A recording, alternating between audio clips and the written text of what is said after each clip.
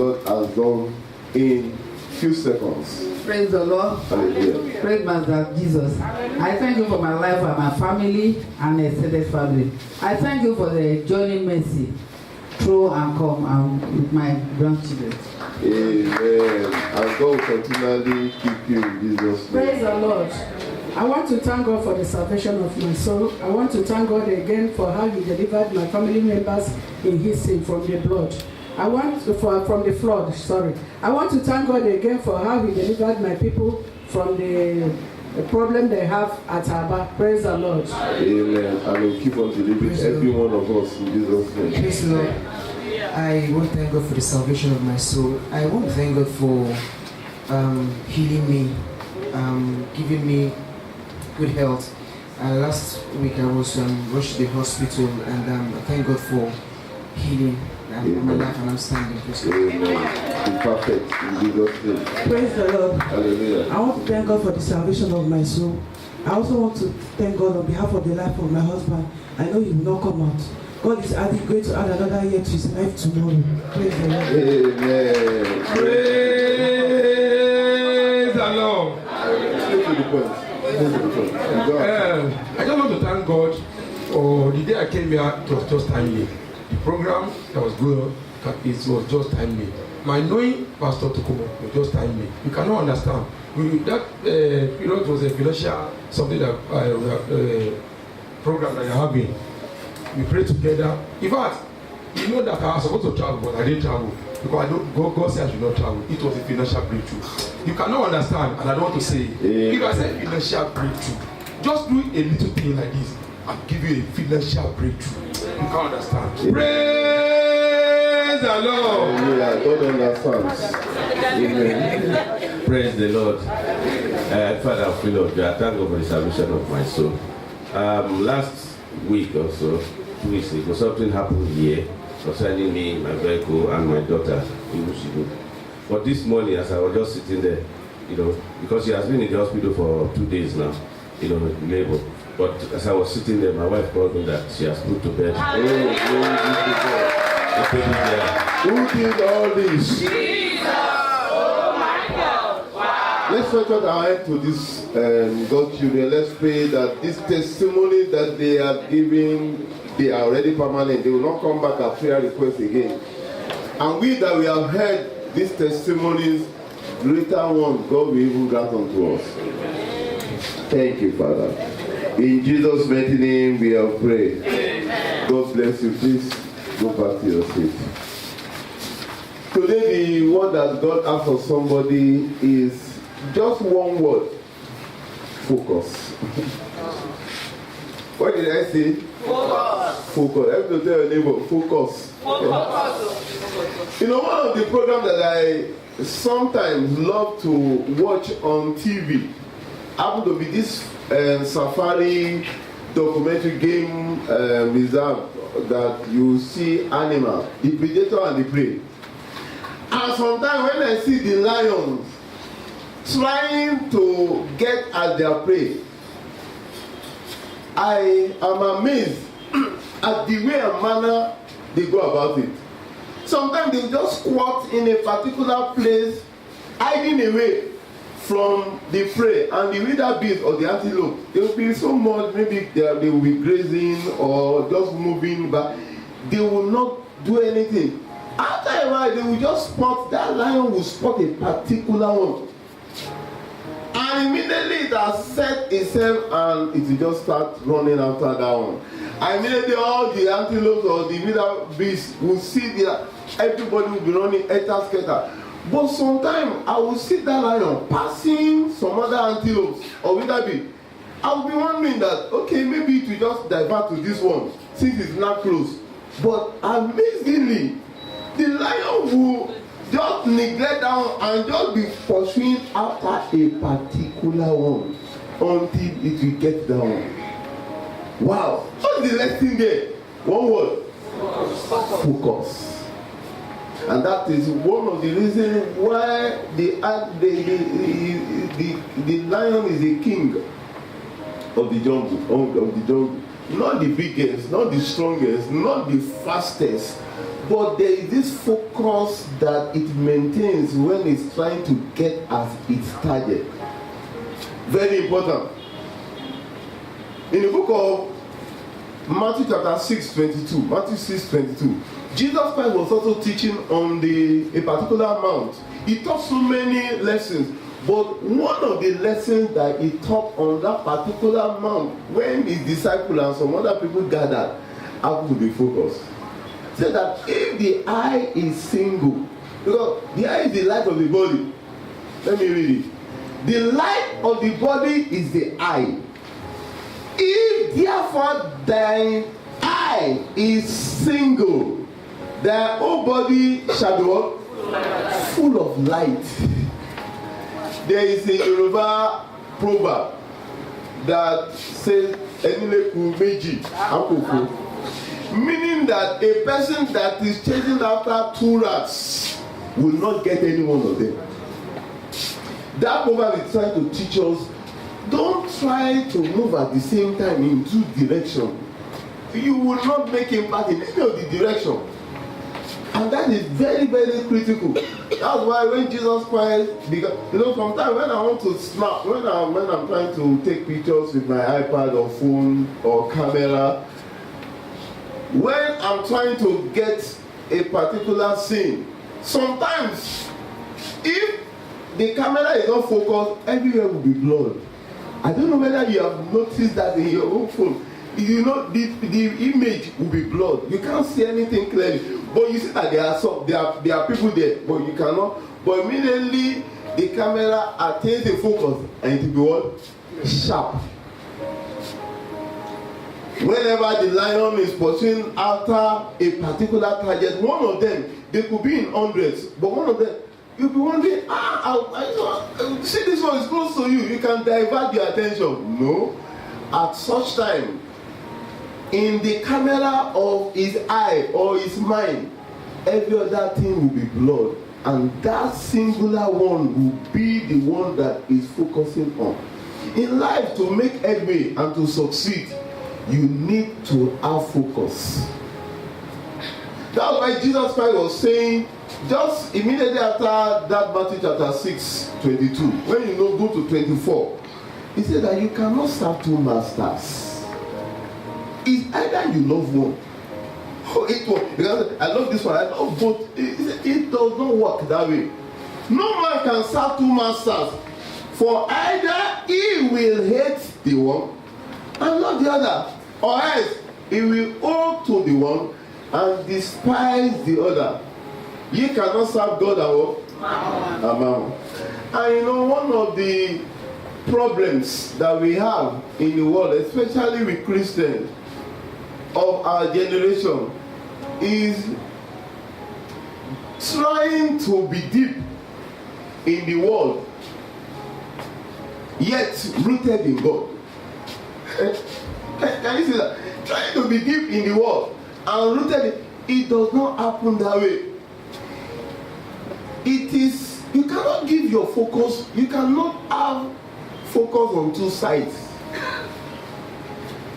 Many times we want to have the accolade of the world, the ovation of the world, and we still want to be in God's good book. It does not happen, and you must be comfortable with the fact that the world may not always like you. Once you are in God's good book, you must settle yourself that. It don't say that I want to be in God's book. Let everybody like it does not. You must just come to terms with that is how it will be. If I am working with God, there will come some time, the people in my office, the people in my house, the people around me, they will behave somehow against me because of that. In the book of John chapter 15 verse 19, John 15:19, Jesus Christ was talking about the world and him. That the people of the world will hate you sometimes. Why? Because you are with me. But you want the world to love you as much as you. It does not happen that way. If you were of the world will love his own. But because ye are not of the world, but I have chosen you out of the world, Therefore, what happened? The world hated you. Many times, many people sink in life because they are not focused. They want to get everything that is happening in the world, the latest fashion, the latest thing that it is okay to be current. I love to be current. But sometimes there is a thin line between being current and being engulfed in what is happening in the world. A very thin line. And you must be very, very careful. This is an admonition from the throne of grace to you today. Maybe God is already seeing you and He has brought this broadcast your way so that you will be careful. Sometimes you need to put off your TV. Because what you are allowed to enter into you will start manifest. Many people have moved into doubt and fear because of what they have been hearing. What you keep on exposing yourself to, because you keep on hearing news of war, news of disaster, and today they may be happening, but that is not what God wants you to feed yourself with. You know, Jesus Christ told Peter to come and join him on to walk on water. In the book of Matthew chapter 14, 26 to 31. Matthew 14, 26 to 21. And Peter, looking at Jesus Christ, meaning that he was focused on Jesus Christ, whatever you behold, you will become. Whatever you continually behold, you will become. That was how Jacob transformed the cattle of his father-in-law Laban to his own. When they will be mating, he will cause them to behold a particular thing. And as they were mating, they were defying biology by bringing forth the likeness of what they were beholding, not the likeness of what they even look like. Wow, that is a powerful ministration. And he said, come. And as he was looking at Jesus Christ, because in that Matthew chapter 14, 26, the Bible said that they saw him and they were afraid. Meaning that they saw him, they focused on him, and said that, fear not, it is I. And Peter said that if you are the one, bid me come. And Jesus Christ said, come. And the Bible said that he stepped on water and he started walking on water because he was focused on Jesus. But after a while, the devil now started bringing wind, boisterous. And the Bible said that when he saw the wind means that he changed his focus, or he tried to look at two different things together, and he began to sink. What are you focused on? Are you focused on the disaster that is happening on the world and feeding yourself with? It's okay to know what is happening, but immediately you discover that you have been feeding yourself with so much of the thing and it's already affecting you. Shut down your TV, put off your phone, put your tablet down and feed yourself with the word to counter what has entered into you. That is the secret of life. That is the secret of champions. When you see some people that are rising in the kingdom and they are aware of what is happening in the world, but they also know that they must counter what they are, or else they will be sinking. And Jesus Christ told him when he came to rescue him, why did you doubt? He was trying to say, why did you change your focus? You remember when you were focused on me, you were doing the impossible. You were defying the economic situation. But now when you started hearing everything that other people are hearing, and it started forming in you, and you started talking like them, you started experiencing what they are experiencing. We are supernatural beings as Christians. Don't talk the talk of the world. When you start changing your focus, you start talking like that. In the book of Isaiah chapter 8, 12 and 13. Isaiah 8, 12 and 13. The Bible says that you should not call a conference of what they call. Don't fear their fear. The only fear that you are permitted to fear is the fear of God. Fear that this will not happen to me. Fear that I may not make it. Fear that I will not marry. Fear that I will not. Fear that don't fear. You are hearing it too much. You are watching it too much. That is already forming part of you. Say ye not a confederacy to all them to whom these people shall say a confederacy. Neither do what? Fear ye their fear. No, be afraid. Sanctify the Lord of hosts himself, and let him be what? Your fear, and let him be your dread. Focus. If you focus on God, just like the lion. So the truth is that so many other animals are around, but at that time, it just seen other things are blood, and that one are sharp, and it will eventually get that. I'm not saying that there are not bad things happening around, but focus on God will do my own. God will do my own. All things are possible to him. As you are focused on that, you will see that miracle, something will happen, things will be happening to make that which you focus are happening to you. Yet you will be in the middle of the sea, but you will be above the water. That is the secret of this thing that we are calling Christianity. Many people are not experiencing the true power of God because of double vision, division, division, and a house that is divided and in itself cannot stand. Then Jesus Christ now went further. In that Matthew chapter 6:25, Matthew chapter 6:25, he said that let me help you so that just like a lion, I will teach you what you should make blood, and so that you will not know what you should focus on. He said that therefore I say unto you, take no thoughts. Don't focus on who will I eat? Well, how will my children? Say that when you focus too much, the fear will be rising. Focus not on down. Therefore I say to you, take no thought for your life, what ye shall eat, or what ye shall drink, nor yet for your body, what ye shall put on. Is not the life more than meat, and the body than women? He's trying to tell you like the lion. The lion will be aware somehow that there are other animals around, so that you are not living in one kind of world that no other thing is happening. No, you are aware, but your focus is so sharp that even though I'm aware that all these things are happening, but my own will be different. My case will be different, and you start experiencing that kind of life.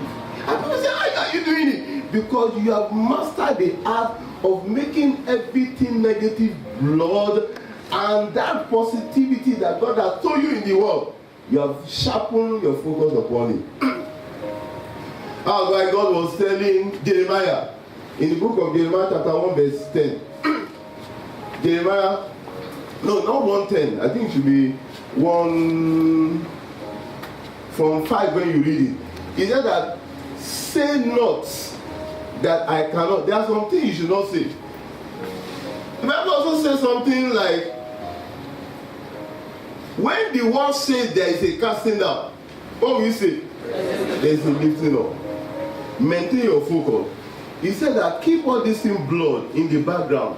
Then he now went further in that particular message that he was giving them on that map. He said, I will help you, but one thing you should focus on is the kingdom of God and his righteousness. Matthew 6:33.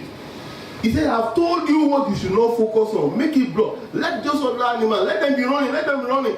The tendency is that they want to distract you, and once you divert, you will not mix everything together. You will not catch any of the rats. Just let them be going. The tendency is that this one is not close to me. Let me quickly grab this one. No. Just focus on that particular one. And he now told them, the thing that you should focus on is the kingdom of God. But seek ye first what? The kingdom of God and his righteousness. And all these things shall be added. Once you seek for the kingdom of God and his righteousness, God will ensure that what other things that you desire, your need will be met. That is the principle of getting to the place of your destiny in God. Very, very, very important. Are you sinking, experiencing sinking in some areas of your life? Probably you have been doing like Peter. True, you are going towards Jesus Christ, but you are allowing the trouble around you to shift your focus every now and then. And at such time you will be sinking. When other people are experiencing disaster, you can be experiencing safety. Why? Once you focus and let the word of God keep on coming into you, what you behold, you become. Peter and John, when they got to the gate called Beautiful, they saw a lame man there. He had been lame, he had not been able to walk for a long time. And Peter said something. Look on us, focus on us. Why should he be saying focus on us? Acts chapter 3 verse 4. Is there focus on us? See us that we are always walking into the temple. Because what you behold, you will become. And as he focused on them. And Peter fastened his eye on him with John and said what? Look on us. In verse 8. What that man saw them doing, he just found himself receiving the power of God to start doing. And he leaping up, stood and walked and entered with them into the temple, walking and leaping and praising God. Stop listening to the people that are bringing doubt and fear to you. Choose the people. It is your responsibility. Because when I'm listening to something that I know that this thing does not bless me, I shut it down. When I listen to, this one, I'm always blessed, I'm always encouraged, it is now your responsibility to get that. And as you get that, you see that you'll be rising. Before you know it, you're already up. And I prophesy into your life. The challenges of this life will not ground you. Amen. You will rise above every situation. Amen. The Almighty God will inject fresh faith into you in the name of Jesus. Amen. What other people are crying for, you will be laughing concerning in the name of Jesus. Amen. When people are saying there is a casting down, you will be saying there is a rising up. Amen. In the name of Jesus Christ. All the danger that may be happening around you, you may be at the center of it, but you'll be safe. Yeah. 1,000 may fall at your side, 10,000 at your right side, none of the evil will come near you. Yeah. It shall be well with you. Let's rise to our feet and say, Father, thank you. I receive your word. Thank you, I receive your word. Blessed be your name. I receive your word. In Jesus' mighty name we all pray. Father, prayer for every one of us. Say, Father, help me to maintain a good focus on you, so that all my needs will be met by you in the name of Jesus. Help me to maintain a good focus on you, and all my needs will be met by you. Thank you, Lord. In Jesus' mighty name we have prayed. Father, thank you for the word that has come to us to bring all to the importance of focus. Lord, all the things that the devil has been bringing to distract us, because we are aware that sometimes we will generate news every year so that they will dilute our faith. Father, he has failed today. Amen. We'll be focused on you. Amen. And all these things that other people are running after, they will be added to our lives. Amen. In Jesus' mighty name we have prayed.